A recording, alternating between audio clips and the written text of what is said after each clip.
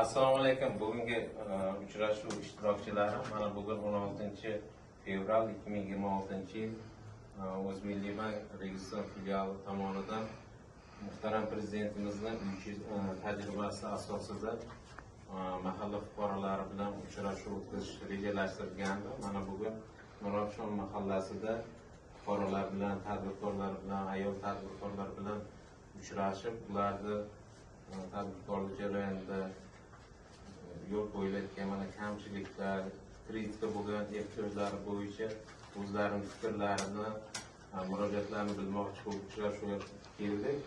Shunda qanaqa taklif, uchrashuvda muammolar yuzaga kelayotgan bo'lsa, qo'l ko'tarib o'zlaringizni tanishtirib, o'zlaringizni talab ehtiyojlaringizdan kelib murojaat qilishlaringiz mumkin.